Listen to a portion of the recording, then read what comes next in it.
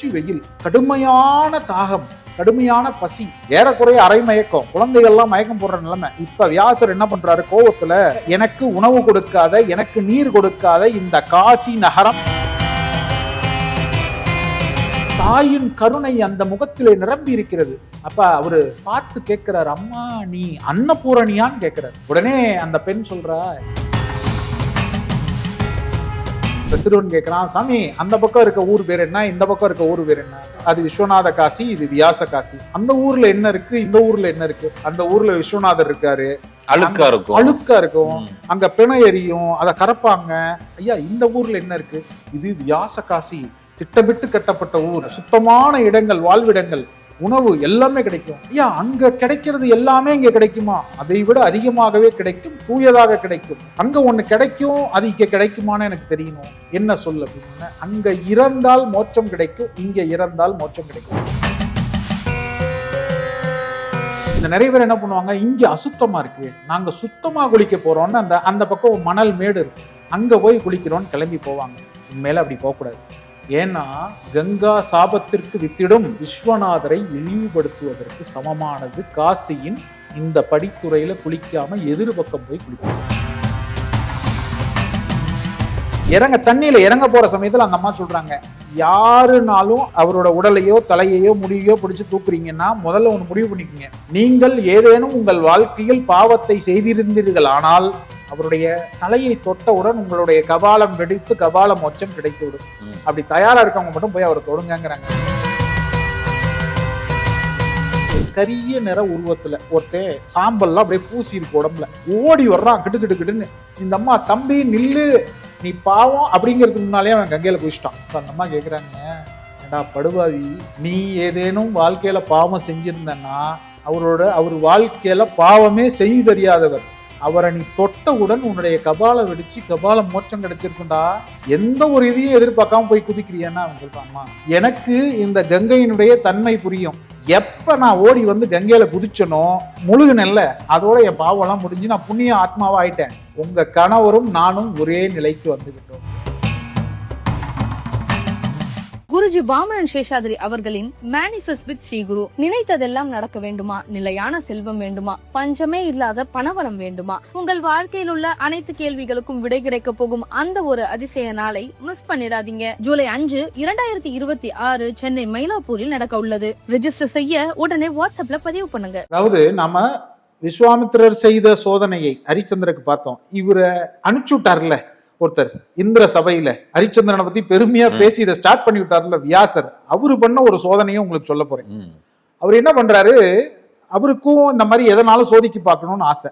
அவருடைய குருகுலத்துல இருக்கிற ஒரு மாணவன் வந்து கேள்வி கேட்கிறான், ஐயா இந்த மாதிரி காசிக்கு போனா தடையில்லாத உணவு கிடைக்குமாமே, உண்மையான்னு கேட்க, வியாசர் எனக்கும் தெரியாதப்பா, வா சோதிச்சு பார்க்கலான்னு புறப்பட, இவங்க எல்லாம் காசிக்கு புறப்பட்டு வரும் பொழுது இவர்கள் கூட்டத்தை பார்த்த காசி மக்கள் கதவை எல்லாம் சாத்தி கொண்டு ஓடுறாங்க.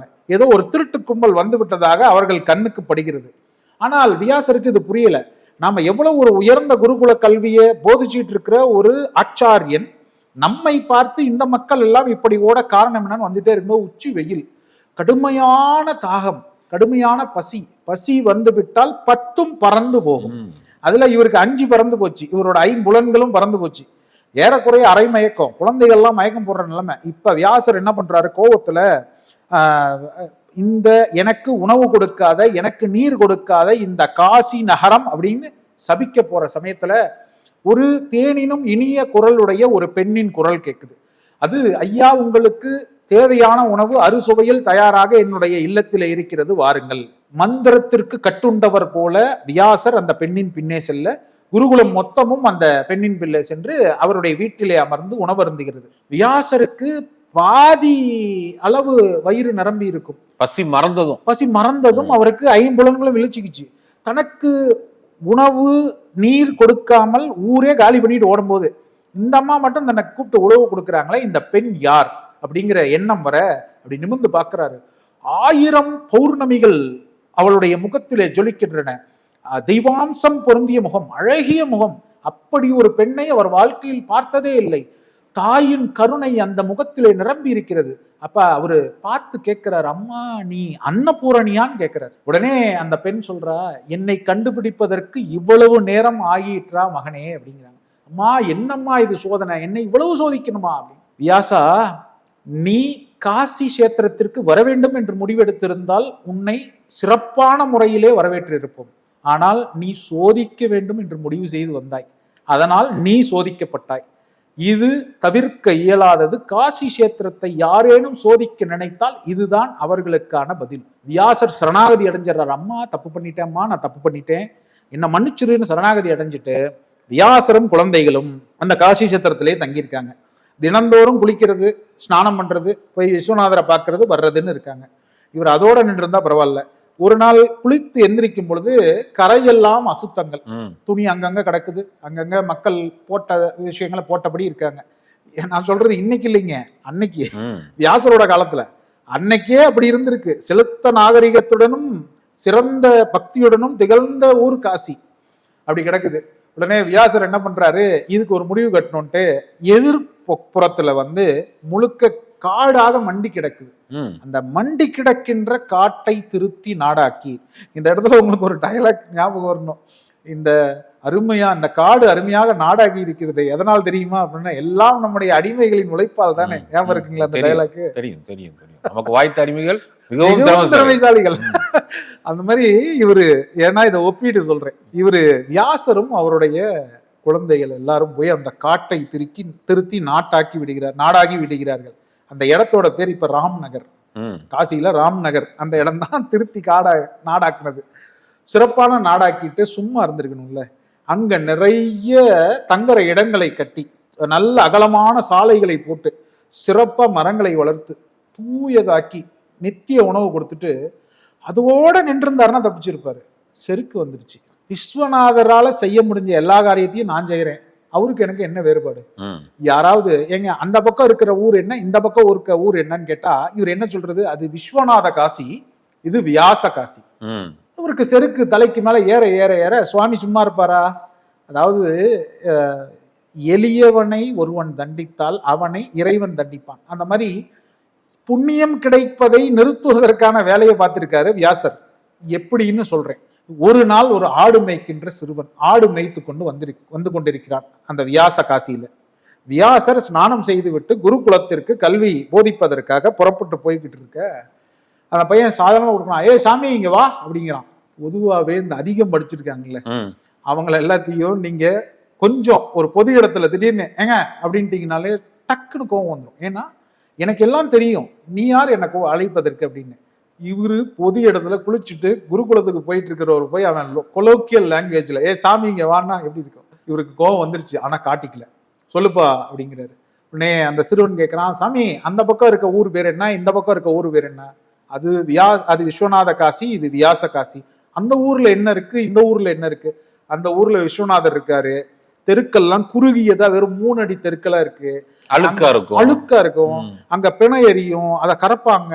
அங்க துணியெல்லாம் அப்படி அப்படியே கிடக்கும், அவ்வளவு அசுத்தமா இருக்கும். ஐயா இந்த ஊர்ல என்ன இருக்கு? இது வியாச காசி, திட்டமிட்டு கட்டப்பட்ட ஊர், அகன்ற சாலைகள், சுத்தமான இடங்கள், வாழ்விடங்கள், உணவு எல்லாமே கிடைக்கும். ஐயா அங்க கிடைக்கிறது எல்லாமே இங்க கிடைக்குமா? அதை விட அதிகமாகவே கிடைக்கும், தூயதாக கிடைக்கும் அப்படின்னா. அப்படியா? அங்க ஒண்ணு கிடைக்கும், அது இங்க கிடைக்குமான்னு எனக்கு தெரியணும், என்ன சொல் அப்படின்னு. அங்க இறந்தால் மோட்சம் கிடைக்கும், இங்க இறந்தால் மோட்சம் கிடைக்குமா? இவரு மெத்த படித்தவரும் ஒரு இடத்துல லாக் ஆகுவாரு. அந்த இடம் தான் இது.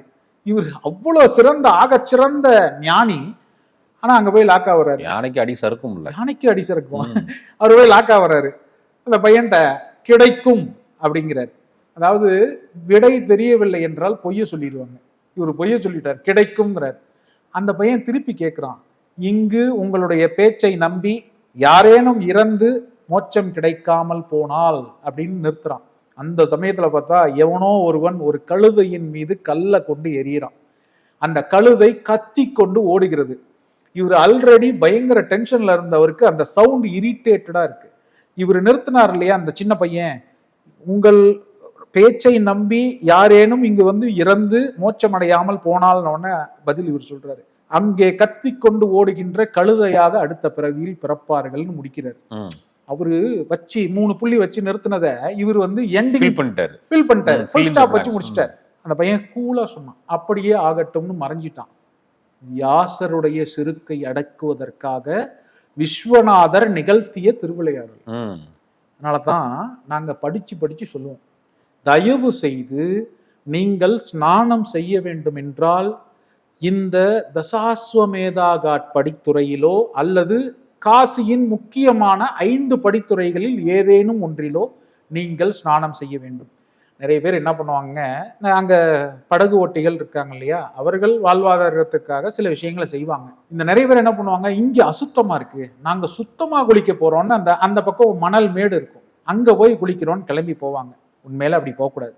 ஏன்னா கங்கா சாபத்திற்கு வித்திடும் விஸ்வநாதரை இழிவுபடுத்துவதற்கு சமமானது காசியின் இந்த படித்துறையில குளிக்காம எதிர்பக்கம் போய் குளிக்கிறது.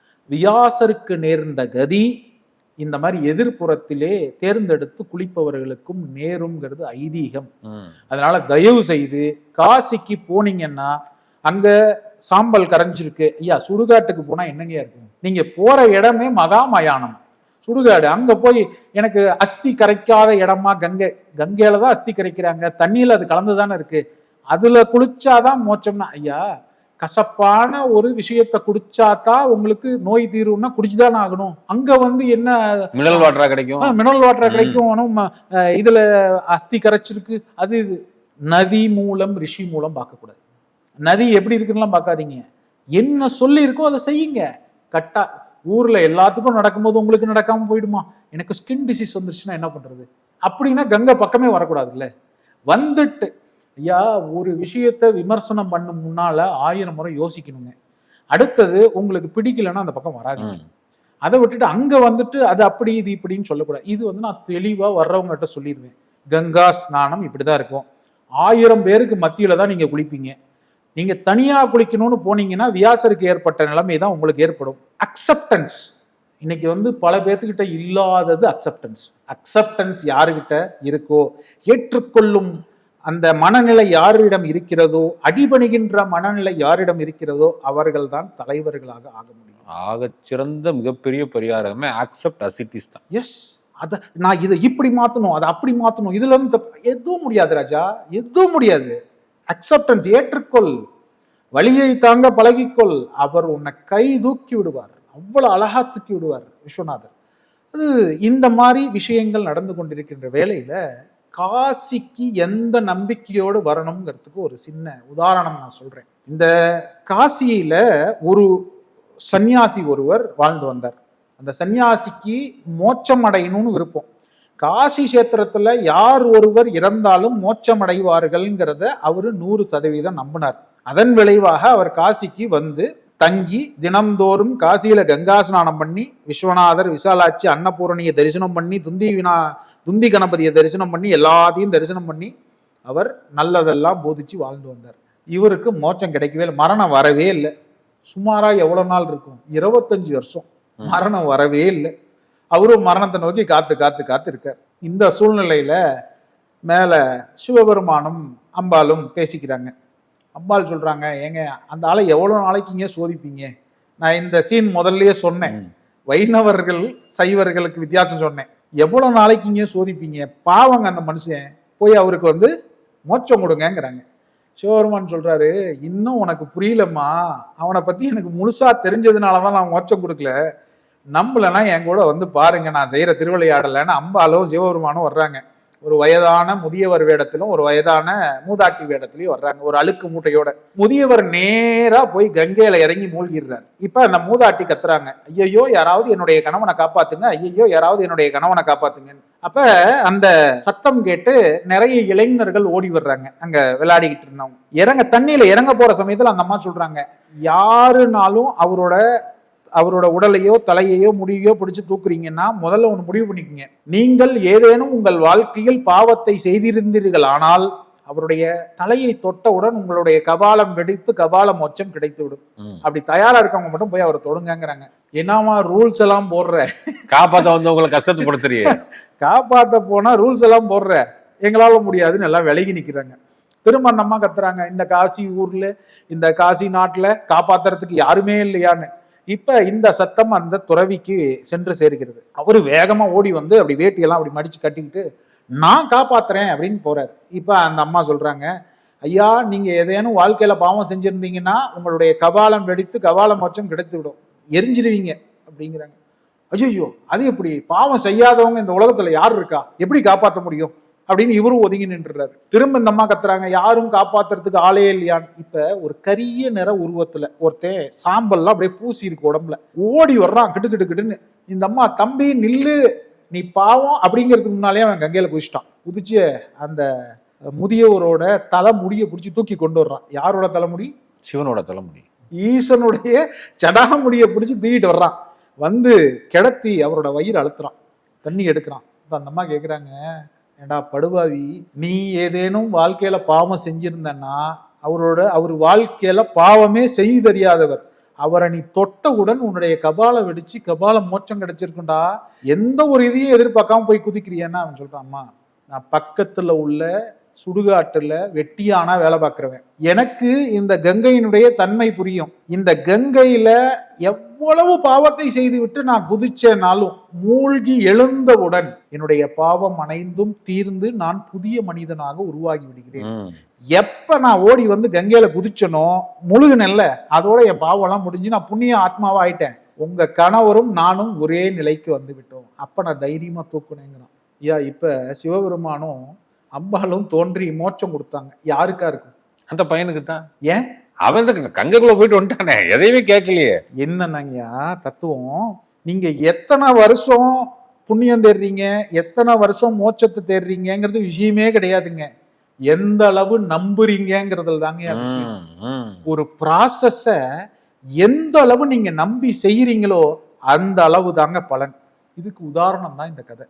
25 வருஷம் தன்னுடைய வாழ்நாளில் எல்லாத்தையும் அந்த கங்கை கரையிலேயே கழிச்சவருக்கு மோட்சம் இல்லை.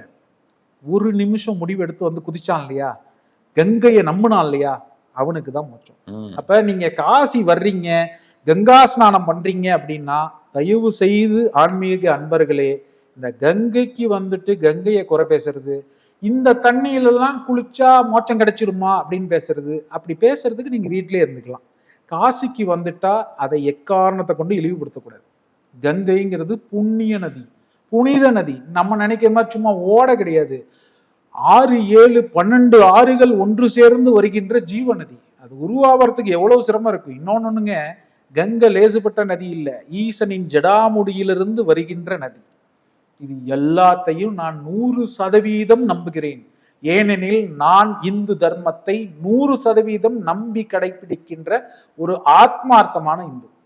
அப்ப நீங்க வர்றீங்கன்னா நீங்க நம்பி வாங்க, பலனை 100% பெறுங்கள். அதே மாதிரிங்க காசியில எந்தெந்த படித்துறைகள் முக்கியமானது?